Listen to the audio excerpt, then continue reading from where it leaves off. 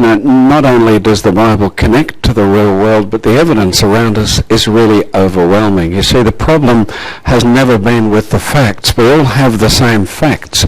It's the glasses through which we choose to interpret those facts. You remember me citing this verse at the end of the last session, and how important it is to understand that we don't worship a God who expects us to leave our brains at the church door. But having said that, when I talk about being surrounded,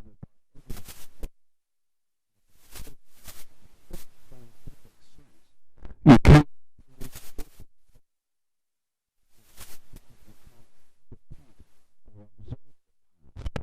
and I'm certainly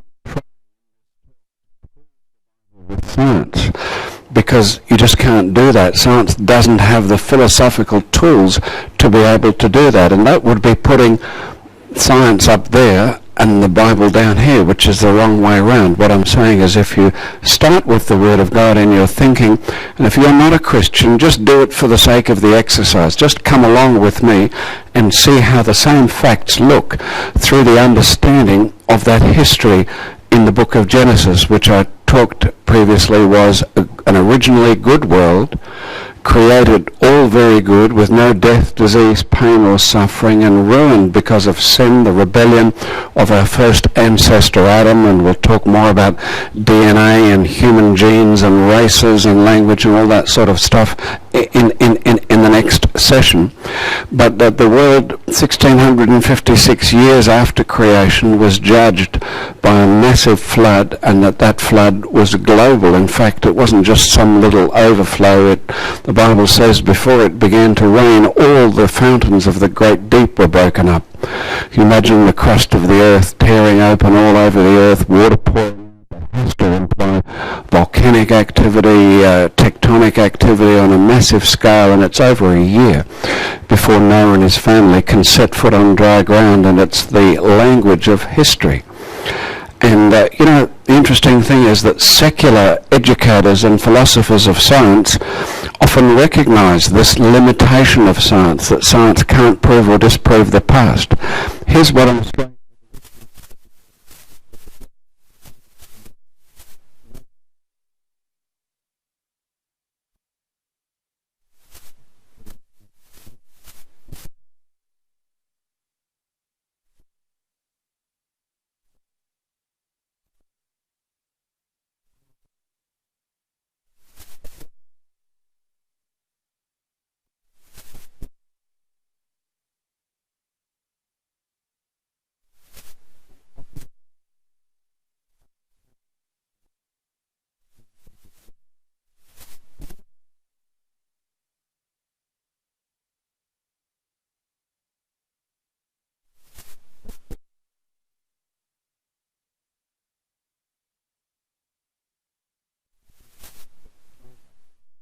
But that's not the case, that in fact the reason why it arose there was because of the Reformation, because the Bible got into the hands of a common person, and it changed the way of thinking about the world. You see, there were a lot of smart people in other cultures. There were amazing inventions. But modern science never developed. Why? Because modern science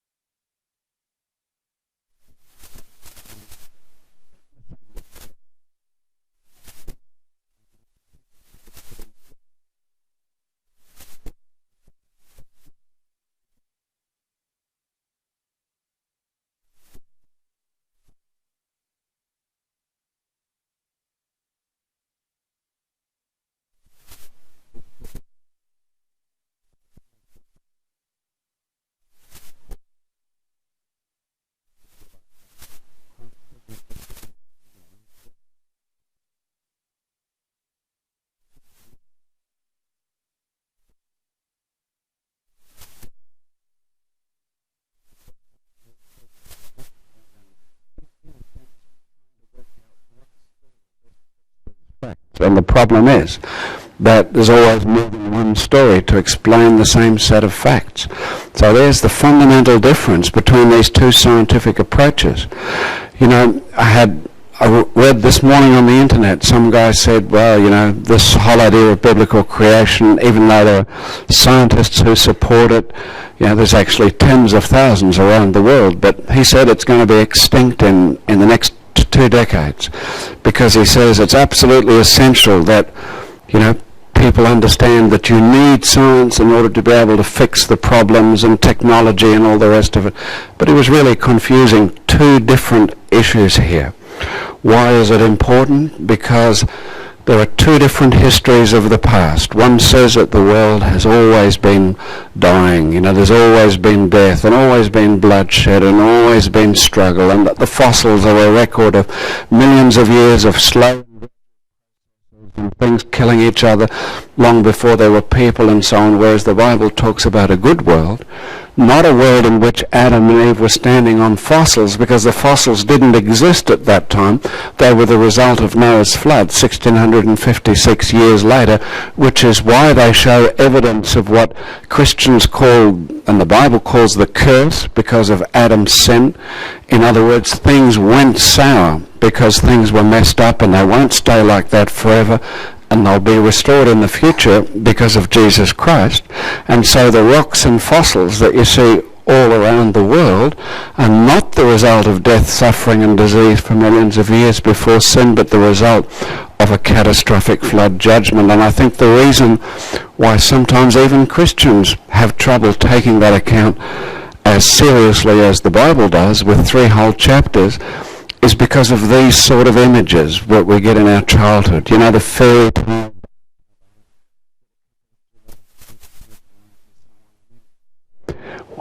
Don't get me wrong.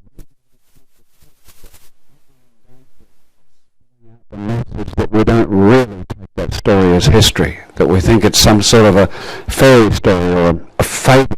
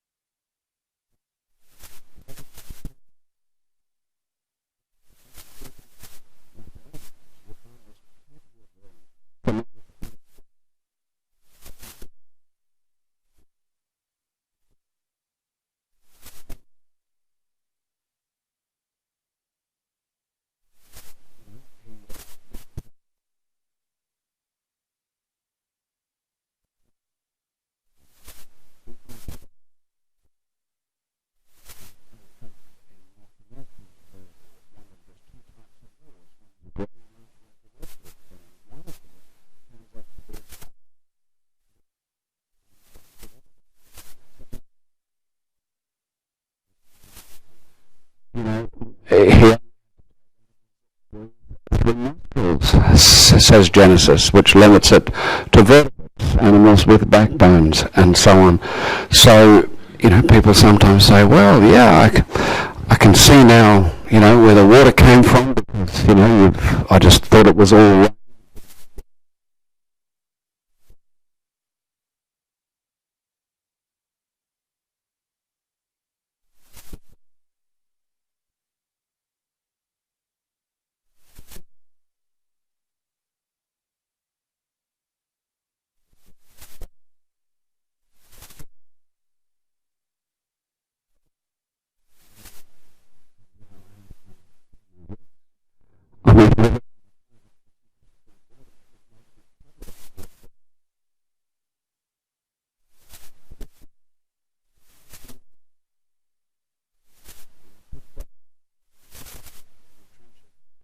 You know, those ocean trenches are so deep, most people don't realize how much water there is. It would actually cover the whole Earth to a depth of 2.7 kilometres. That's the present water in the oceans.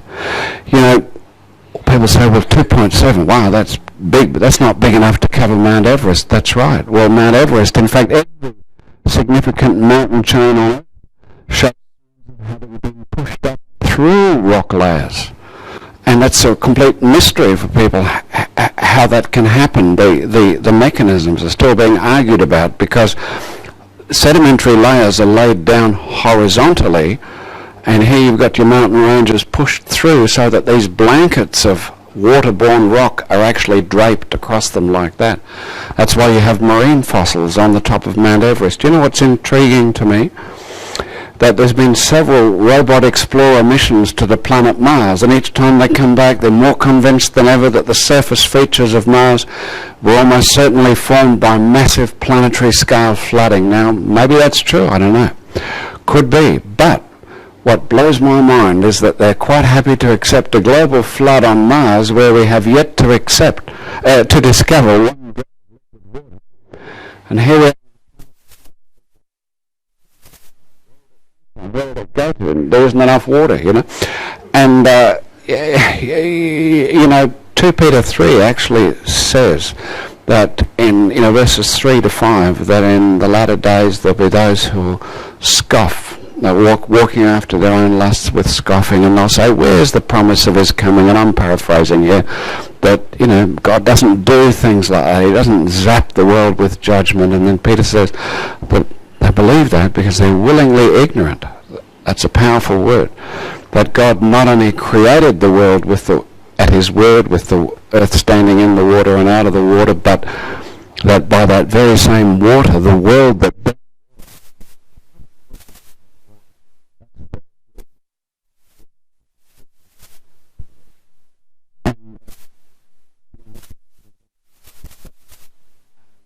what about the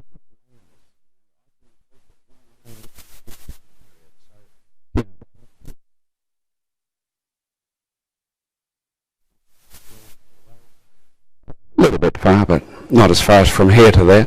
But here's a person standing there for scale, and see these banded layers here? There's about 8 meters of them. There's thousands of individual layers of sedimentary rock there, not igneous rock like lava, laid down by moving fluids is what the definition is of sedimentary rock. And the traditional teaching is these are about 1 millimeter apart, some of these. The traditional teaching is that each one took at least a year to form. And there's thousands of them. That means that must be thousands of years. Well, guess what? It's known for sure that it all happened, all of that whole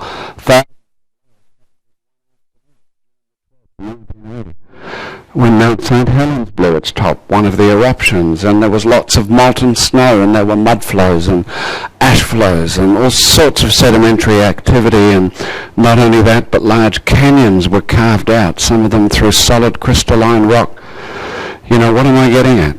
That you don't need millions of years to explain geology if your forces are big enough. And compared to the fountains of the great deep breaking up all over the earth for months on end, Mount St. Helens would have been like a damp firecracker by comparison. You see, when you have a little, if you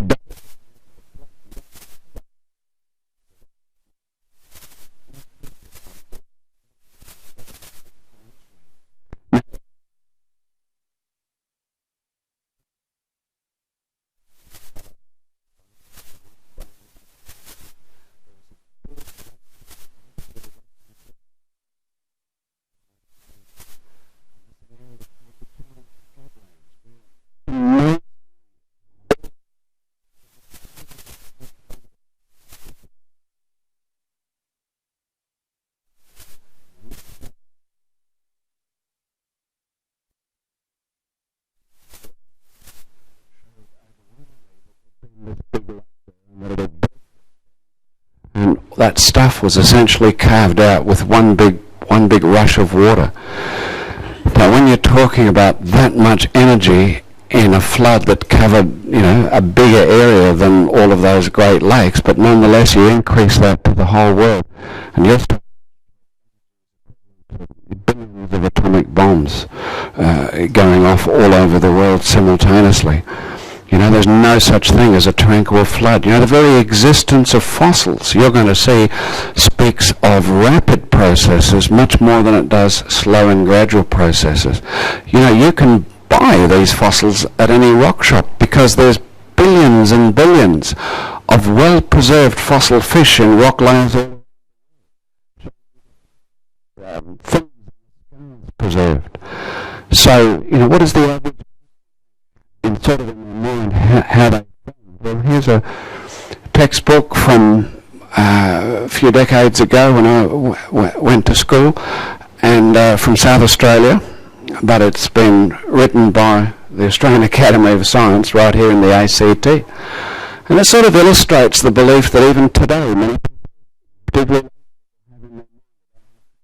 Now, see how these three panels from left to right, the mountains are going down, down, down. That's supposed to show you millions of years of erosion.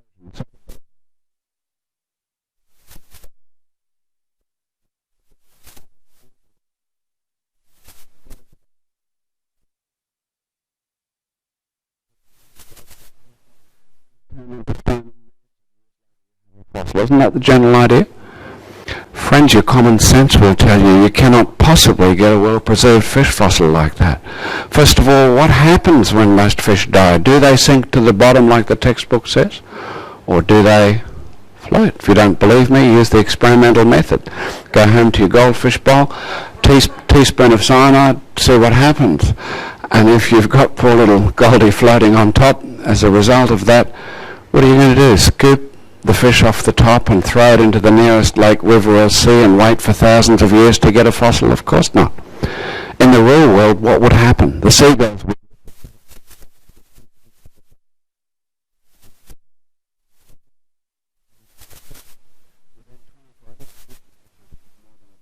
a couple of ribs poking out.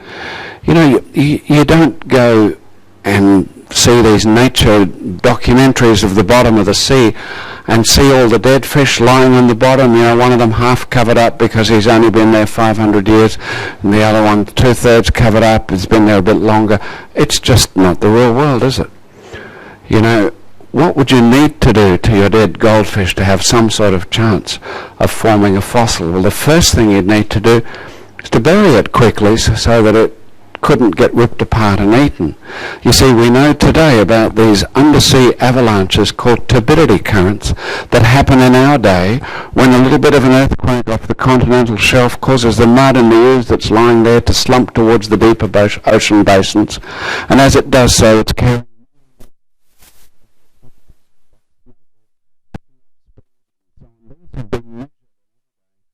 travelling underwater at express train speeds, carrying billions of tons of sediment and obviously burying everything in their path. It's no wonder that the overwhelming bulk of the fossil record, about 98%, is marine life. Somebody came in this morning and showed me a whole batch of fossils from around here somewhere, and they're all marine life, shells, those sorts of things. And they're all supposed to be arranged. There's this type, then there's that type, and a bit higher there's a different sort. And does that show the evolutionary stages, or does it show the effects of currents sorting those things out? Interestingly, in the Red Wall limestone in the Grand Canyon of USA, there's a whole bunch of long, thin shells, and they're all facing in the same direction, the way that would happen with a current sorting. Well, that's the first step in forming a fossil, but that's not enough. You've stopped your fish from being ripped apart and eaten, but you know what? Unless that stuff goes hard fairly quickly, within about 3 weeks at the most, what's going to happen? Water will have access to the fish. Oxygen will have access. Bacteria will have access. So what's going to happen? Well, at best you'll get a few bones left, but you won't have any fins or scales preserved. What am I saying? The very existence of well-preserved, billions of them, fish fossils and rocks around the world, often covering tens of thousands of square kilometres in one formation, speaks eloquently and far more strongly of rapid burial, rapid hardening, consistent with the big picture you'd expect. Remember, I can't prove or disprove this, but I can say that if you start with the Bible, the evidence that we're surrounded by makes sense, and there's lots more. Sometimes the evidence for rapid burial is even more spectacular. Here's a fish buried so quickly it never had time to finish its lunch. See that? A lot of this comes from our Creation magazine, the pictures. And, here's an article, for instance, on octopus fossils. Now, octopuses or octopi, however you say that, are soft things. How do they get fossilized? Unless, again, you have rapid burial and rapid hardening. What's the softest thing that you know of? It's a jellyfish. How long will it last when it's washed up on the beach? It'll just melt away in the sunshine. So that's why Charles Darwin himself, he said no organism wholly soft can be preserved, but there are lots of jellyfish fossils in the fossil record. Here's a picture of some of them. There's from an article, lots of them. And you notice how they're in this sandstone which has got ripple marks. The sort of things that you see at the beach. How long do they last? Till the next tide removes them. What does that suggest? That things are being covered by the next lot of sediment quickly before they could erode away. In fact, the fossil record is full of what they call ephemeral markings, where you've got things like animal tracks and raindrops and so on that have been preserved quickly by being rapidly covered, and often on a great scale. You remember I said this morning about this Scottish lawyer called Charles Lyell, who imposed this slow and gradual belief on geology, which is where the millions of years came from, that says every layer had to form slowly. Remember the quote by the evolutionist professor of geology, who said that Lyell basically used cunning to impose that idea. And by the way, who was it? It was often the Christians that got sucked in and said, oh, well, we'd better reinterpret the Bible because of this millions of years and so on. That was long before radiometric dating. And Gould said that the catastrophists, that were the scientists, the geologists, who took the Bible and said it matches what it says, what it shows in the rock record. He says the geological record does seem to require catastrophes. Whole faunas are wiped out. To circumvent this literal appearance of the evidence, Lyell imposed his imagination upon the evidence. As I said earlier, his aim was to undermine Moses. That was his written aim. And of course today, many geologists are saying, well, yep, we cannot have Lyell's ideas completely, strictly speaking. It's like Lyell helped them get rid of the flood and adopt the millions of years, but there's a new idea taking hold, and it's called neo-catastrophism, that sort of says, all right, we've got to accept that the record does look catastrophic. It looks like rocks were formed in huge, zap, catastrophic events covering, tens of thousands of square kilometres, like the Hawkesbury sandstone that surrounds the capital of New South Wales. It's just like, it's now believed that it came as a massive wave of sand, huge currents carrying it down from the far north of Australia all at once, catastrophically. So, having got rid of the flood and adopted the millions of years which you need in order to feel comfortable about the idea that, God doesn't judge in history, and you can explain how the world made itself from this evolutionary idea, which Darwin felt confident about because he had the millions of years from geology. So what does this new idea teach? Call it the zap gap theory, if you like. See, instead of the still hold, by the way, that each layer of years, they now say, and then there's a time gap. That's where they put the millions of years. Do you see what I mean? That's why I call it the zap gap theory. But here's the problem with that if there's millions of years between these layers, then there's got to be lots of erosion, doesn't there? So there shouldn't be all these flat layers. So what do you actually find as the rule, not the exception in geology? Lots of flatness over huge areas, showing that there's no actual time break between the rocks. So you can take the evidence at face value if you ignore this millions of years philosophy and say that the evidence is consistent with the rocks having formed rapidly, the fossils having been buried rapidly, and no significant time break between the layers. And there's lots of evidence that supports that, and some of the most powerful is what are called polystrate fossils, and this is from our Creation magazine. polystrate fossil. Poly means many, straight means layers, like strata, and these are usually long things like tree trunks that penetrate through many of these layers. Now, if you've got a tree trunk that's fossilized from top to bottom, just the same, and you've got a layer here, layer there, layer there, layer there, layer, doesn't matter how those layers are supposed to have formed, slowly all the way, or zap gap, or whatever, but if this layer is the top of the tree doing when the bottom of the tree has been fossilized millions of years ago, neither fossilized nor decaying. You know, it's almost like believing in miracles. Here's one from Newcastle area, Swansea Heads. There's a tree that's qualified, and it's penetrating from the bottom coal seam right up towards the top. Further along you can see hollow parts where one of the most famous coal geologists in Australia drew careful diagrams showing how some of the trees went from this coal layer up to that coal layer. How's that possible? This is supposed to be, according to traditional teaching, a swamp that grew millions of years ago, and then something happened and the land slowly sank beneath the sea and these sort of layers formed, and then another forest grew millions of years later and so on. How can you have a qualified tree penetrating from top to bottom, or even penetrating through those layers? It just makes no sense.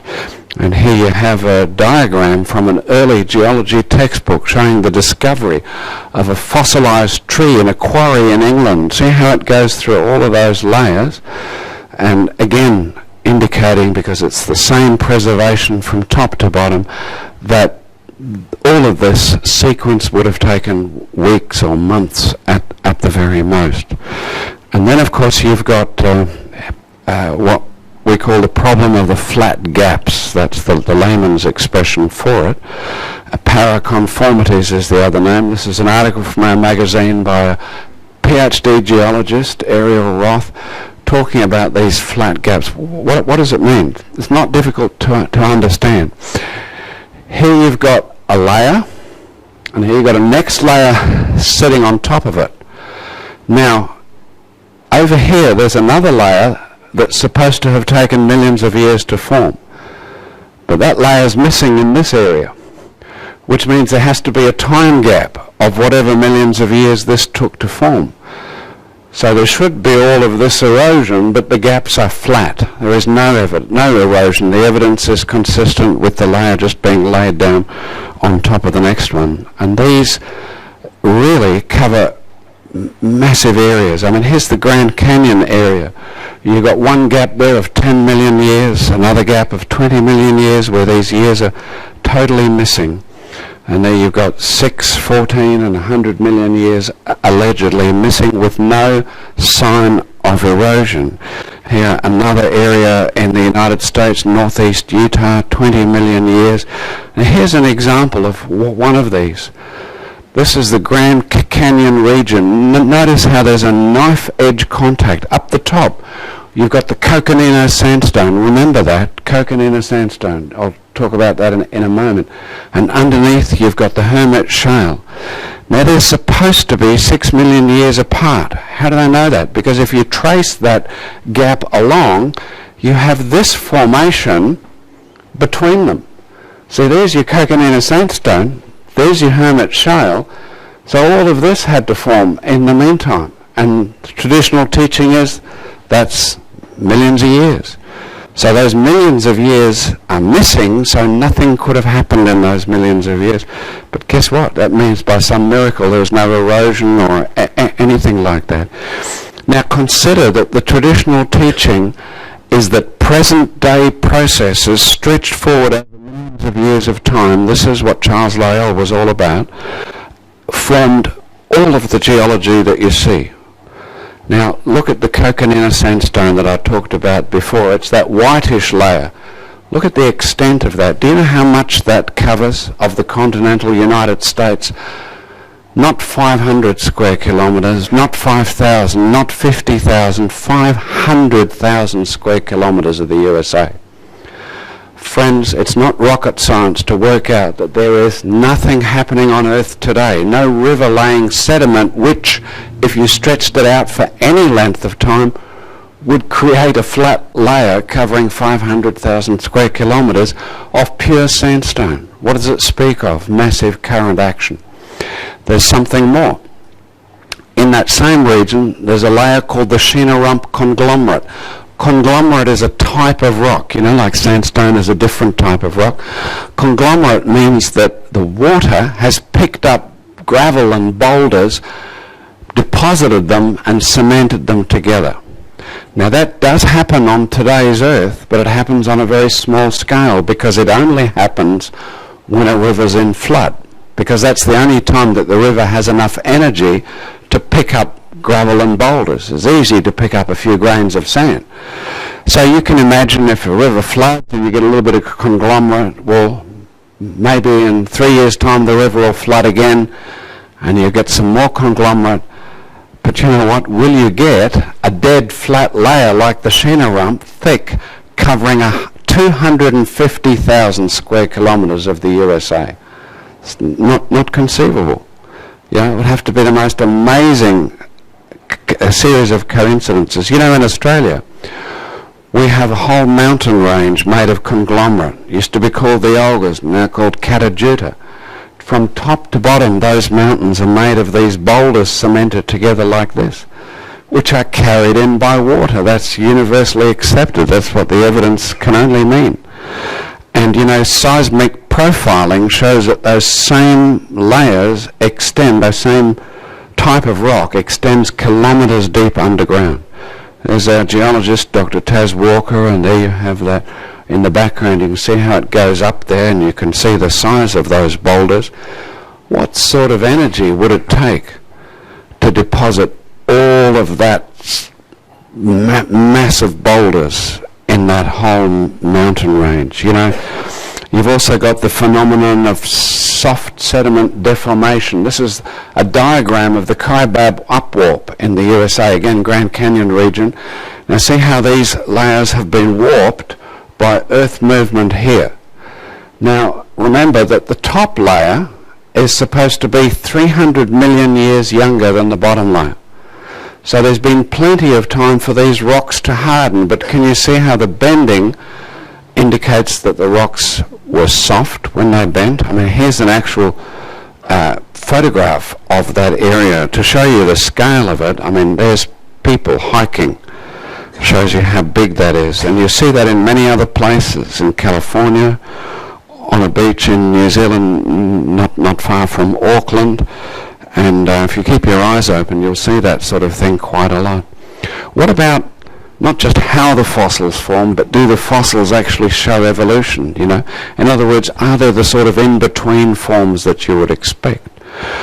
Well, what I've noticed, and I've been doing this for many decades, but in each sort of period of time, you always have a handful of candidates. There's a situation where there should be thousands and thousands and millions of these in-between forms, showing you how one kind of creature step by step is supposed to have changed into another. But you only ever have a handful, and before the decade is up mostly, it's disproven and shown not to be that after all. And here's an example of one of them. This was on the front cover of Science magazine, this diagram, and everybody got really excited about it. It was called Pachycetus, which means whale found in Pakistan, which is where the fossil was found. And what was that diagram based upon? Not just a mere skull, but only those shaded portions of the skull. That was all that was found. And from that, they were able to show that this was a whale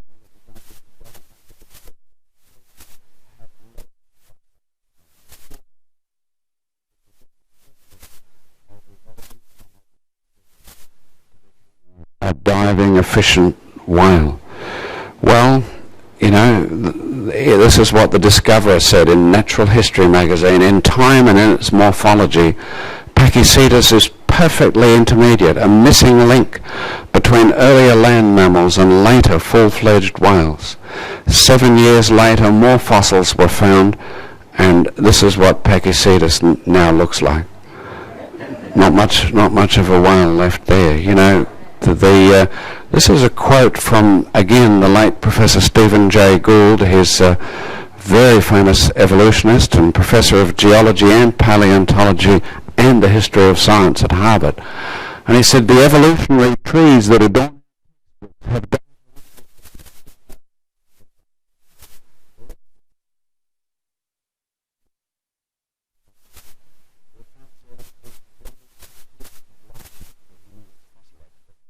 yet to preserve.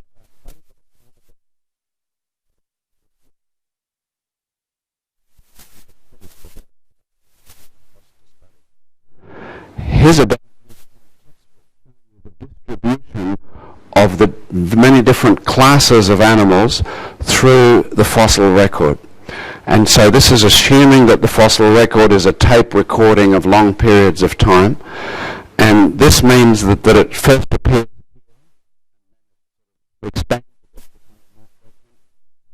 in its discovery. Look at this. It suddenly appears again millions of years later, and you get all sorts of things like this. But here's what I want you to notice. The dotted line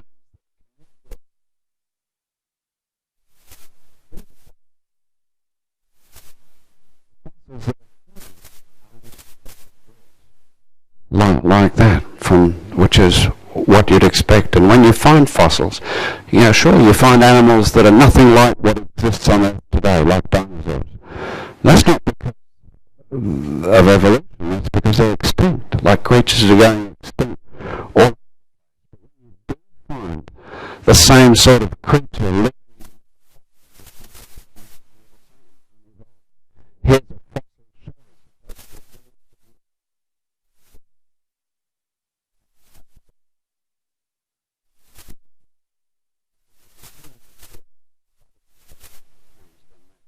if there really had been millions of years, because things are degenerating all the time, as we'll talk about in the next session. And in fact, the more detail you have about a fossil, the more sure you can be that it will be identical.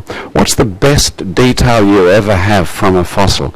It's fossils found in amber. Amber is used in jewellery. It's a clear, sticky substance that then goes very hard. It's fossilized tree resin. And there's an insect in amber. That's the Mastotermes darwiniensis. It's the Darwin termite, not because of Charles Darwin, but because it's chomping through homes in Darwin in the Northern Territory. And that is supposedly 20 million years old, and yet not only is it in exquisite detail the same as the same termite species in Darwin today, but even the bacteria in its tummy are identical to the bacteria that are inside the tummy of the Darwin termite to this day and age. And coal, for instance, remember I talked about how coal is supposed to be forests that then slowly decayed. You know, when I was in central Queensland, a coal mining area, quite a few years ago, giving talks, one of the coal geologists, a very nice guy, came up to me after and said, you know, we coal geologists, we know, or we should know, that you've got to bury the vegetation quickly to keep out the oxygen, because otherwise it'll just rot, you know. So coal fits far better with the idea that of big forests that were torn off, carried, transported, beached, dumped sediment on top, and then often another layer of sediment, and then often another layer of coal, of vegetation. And so, do you know, in the Ruhr Valley in Germany, there's a phenomenon known as cyclothems, where you get the same sequence over and over. Like, for example, coal, sandstone, limestone, shale, coal, sandstone, A, B, C, D, coal, A, B, C, D, coal, A, B, C. Now, all of those are supposed to be totally different environments. You know, marine environments, the land sinking under the sea. You know, it would be ridiculously, you know, long odds to have that same sequence of events over millions of years happening 2 or 3 times. In some of those areas, it's over 300 times. Makes far more sense to have massive currents coming in from different regions, cyclic sedimentation, you know, like that kid's game where you slap your hands on top of one another, repeating the sequence because of straightforward physics. You know, you look at the big coal beds in your lawn in Victoria, and you have massive amounts of brown coal. Now, brown coal hasn't been heated as much, hasn't been subject to as much pressure, and so you can still see the trees. In fact, you can even turn furniture from a lot of these trees. And in these coal beds you have lots and lots, enormous numbers of pine trees, like logs in a jam.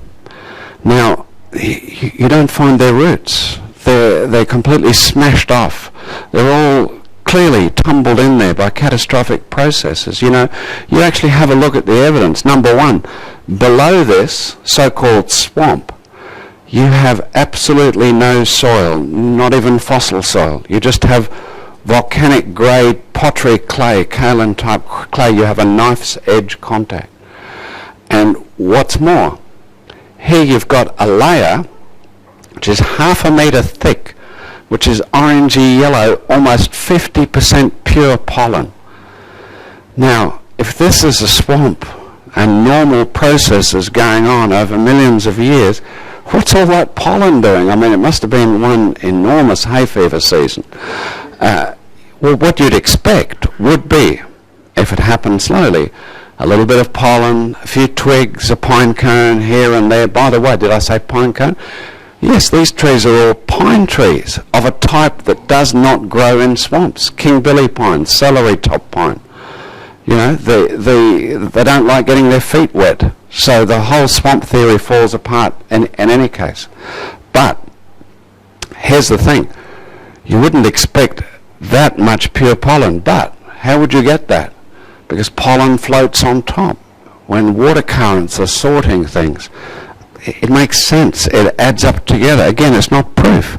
It's just I'm saying, think about it. Because these are, at the end of the day, eternal life and death issues. And, people say, well, what about dinosaurs? You've ducked away dinosaurs. And then don't dinosaurs speak of a world before time and, nothing to do with people? According to long-age philosophy, the last dinosaur died out 65 million years before people appeared. I think a lot of the reason for some of those early church ideas where they tried to sort of fit the millions of years into the Bible, like with the gap theory, I think they were worried about mysterious creatures that looked like they came from a totally different world. And so they said, we'd better, think about an earlier creation or something like that. But, there's lots of the same creatures found with the dinosaurs that are still alive today. There's ducks and loons and badgers and and owls and parrots and things like this that have been found in those same layers with the dinosaurs. You won't see them in the displays because it's not very exciting. People don't want. Dr. Carl Wieland has written some of the materials out there, and he's interviewed museum curators around the world, and they say, look, down in the basement there's stacks of these fossils. But people aren't interested in that. But they don't want to see those sort of creatures next to the dinosaur displays, We used to be told that dinosaurs couldn't have been eating grass because the grass hadn't evolved yet. But in fact, they've now found the tiny microscopic beads made of silicon on the dinosaur's teeth, and they're only found in grass. So how do dinosaurs fit the Bible? Well, Exodus 20:11, for in 6 days God made what? The heaven, the earth, the sea, and all that is in them. Not just all that is in them, brackets, but not the dinosaurs. And what does that mean? That means that people and dinosaurs at some point in time must have lived on the same earth at the same time. By the way, a lot of the dinosaurs might have been quite cute. Some of them fully grown were no bigger than a chicken. If they'd survived today, we might have KFD as well as KFC. Who knows? So the idea that there's some sort of, all of them sort of terrible evil monsters or something is just doesn't fit the facts. But if that's true, if people and dinosaurs did know each other at some point in time, then wouldn't you expect there to be cultural memories, Because some of them were pretty impressive. So you'd think it would actually be a problem for Bible belief if there were no such stories. You see, long-age thinking says even the Flintstones are wrong. You can't have people and dinosaurs together because the last dinosaur is supposed to have died out 65 million years before the first person appeared on Earth. Guess what? There's lots of stories of huge reptilian creatures with horns and scales and armour plating in cultures right around the world, not just China, but including Aboriginal stories of monsters and things like that. The dragons and dragons of legend, dinosaurs of history, and people say, well, why don't you see dinosaurs mentioned in the Bible? Well, kangaroos are not mentioned in the Bible. No one gets too excited about that. But I believe that dinosaurs are mentioned in the Bible, but you won't find the word dinosaur in the Bible. And it's the same reason as you wouldn't expect to find computer, email, or locomotive. Because all of those words were invented after the Bible was translated into English in the 1600s. The word dinosaur was a made-up word in 1800s by Sir Richard Owen. And so therefore what would they have called them? Well, they would have probably called them by the Hebrew word tanim, which means big monster, which could encompass not just dinosaurs. It's not a biological classification. It could encompass whales, like the King James says in the first chapter of Genesis, but elsewhere the King James translates it as dragons, because that's what they would have called it in those days. And it's a good translation. So we say, well, yeah, anecdotal evidence is important, but I want something more. Yep, okay. Well, what about lots of drawings, carvings, and so on from ancient people? In fact, even as recently as the 1400s, this is Carlisle Cathedral in the United States. In the floor of the cathedral is the tomb of Bishop Bell, who died in the 1400s, and around his tomb there are these carvings, and there's another part of the same tomb. And if we're not talking dinosaurs, what sort of creature is that trying to depict? But remember, they didn't have dinosaur books back then, and they wouldn't have known. There was no science of fossil reconstruction by which they could work out what a couple of bones poking out of a rock would have been, even if they'd found a dinosaur fossil. So again, suggesting they drew it from life. In the jungles of Cambodia, there's a very famous tourist attraction called Angkor Wat. They're ancient temple ruins, about 900 years old, and there's lots of carved animals on it. And there's one of them. Anybody like to yell out softly what sort of animal that is? Go on. Some of the kids know, don't you, kids? You're allowed to say it. Pardon? Stegosaurus. See, you're not just telling me that it's a dinosaur, you're telling me that you recognise what type of dinosaur. We know of only one type of animal, extinct or living, that has plates along its back like that, and it's the extinct Stegosaurus family. How would they know that unless someone had seen one of these things alive, or lots of them alive?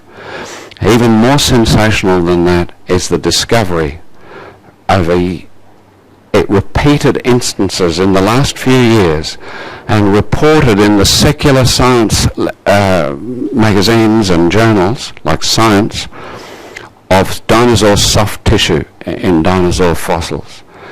Now, I'm not just talking soft, stretchy ligaments. I'm also talking lots of transparent, branching blood vessels that are still flexible and with an ooze inside them that could be squeezed out like toothpaste.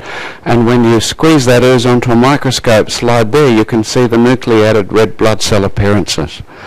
More than that, you've got the identification officially of lots of intact proteins. I'm talking osteocalcin, hemoglobin, tubulin, actin, and collagen, and recently absolute definite dinosaur DNA.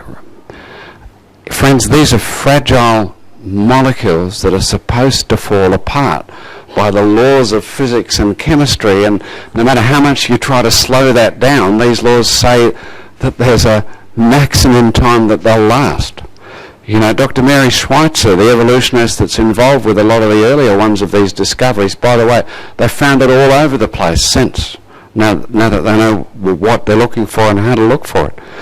She says, when you think about it, the laws of chemistry and biology and everything else that we know say that it should be gone, should be degraded completely.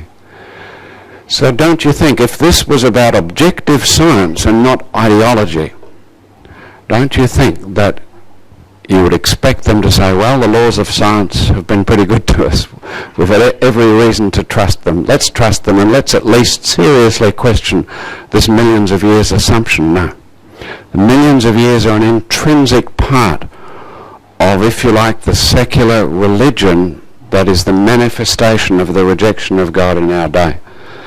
Because if you don't want the one who made you and who owns you to and therefore has the right to judge you, then one way of doing it is to say he didn't really make us, everything just made itself. You know, Schweitzer herself has sort of grappled with this and said, you know, there must be a way to explain it, and so she said, I know, what if the iron in him, you know how you can preserve things so that they can't be attacked by bacteria? Well, okay, let's allow that. I mean, you wouldn't expect to be able to bury a jar of pickled cucumbers and have them still recognisable cucumbers in 100 million years or something like that, like some of these dinosaur fossils. But in any case, recently there's been the report in the science literature again of a marine worm fossilised with soft flexible fibres, and marine worms don't have hemoglobin, they don't have iron, and this is supposed to be 551 million years old. Not sure where the one comes from, but anyway, 8 times as old as the dinosaur tissue. Lots more we could talk about. And there's, just very briefly, The Young Earth by Dr. John Morris, and he's a PhD geologist, but the book's definitely written for the lay person. Lots of evidence. Here's what seems like a children's book, but it's actually an adult's book masquerading as a children's book, because the whole family will get heaps out of that. Exploring Geology with Mr. Hibb, this delightful grasshopper character. Dryad Dragons, The Untold Secrets of Planet Earth. There's 2 brilliant books in that Untold Secrets story. This one has lots of photographic evidence of carvings and sculptures and all sorts of things from ancient cultures showing that they knew about dinosaurs. My book, Dragons of the Deep, is really a family teaching book to teach a biblical worldview using ocean monsters, past and present, and fascinating facts about them as a teaching theme. DVDs on things like the age of the Earth. Here's a book by Professor John Hartnett, physics professor, University of Adelaide, and he shows in this that with a very basic model you can show how light could have reached us from the most distant galaxies, you know, millions of light years away, which is a distance measure, in just a few days. Again, you've got, you know, information on the ape men claims and so on, but, you know, what I want to focus on, remember I said, and this is very brief and I'll be finished very soon, you remember when I said that this is a life and death issue? You know, death is ultimately what it's all about. I mean, we've got this cult of death that we hear about, and, you know, it's these 2 different views of death. One says that death came in as a result of the sin and rebellion of the first man, Adam, and that we've all inherited that nature. We're inherently in rebellion against God. Now, if you doubt that, and you aren't a Christian in this day and age, right now, at this point in time, then ask yourself whether it's not true, because it certainly is true of the lives of me and everyone else I know, that we just tend to go our own way and not take into account what deep down we know is right and true and proper in all respects. And the Bible says this in 1 Corinthians 15:22, "For since by man came death, by man came also the resurrection of the dead. For as in Adam all die, even so in Christ shall all be made alive." The Bible says that because of the disobedient first Adam, bringing in the curse of death and bloodshed, Jesus Christ came to shed his blood in death to pay that penalty, that God's holiness, you know, God cannot look upon sin. We can't enter God's heaven in our sinful state. Remember that song we sang earlier, and I didn't know that was going to be sung, "He hideth my soul in the cleft of the rock." What's that got to do? Has it got to do with our insecurity and we want God to hide us? No. That's about that account in the Bible about Moses being hidden by God himself and covered by God's hand from having to confront God's holiness. Because, Moses could not look upon that holiness and live. So it's Jesus Christ, the obedient last Adam, came to earth to be our blood relative. That's why Eve was made from Adam's rib, not from the dust of the ground separately, because all people, to have that potential for salvation, have to be blood relatives of Adam and Jesus Christ. In the book of Isaiah, I'll show you that slide in the next talk. It talks about the goel, this is the Hebrew word used in the book of Isaiah to talk about the Messiah, and it means kinsman redeemer, the relative who pays the price to redeem us, to buy us back for all eternity. Thank you.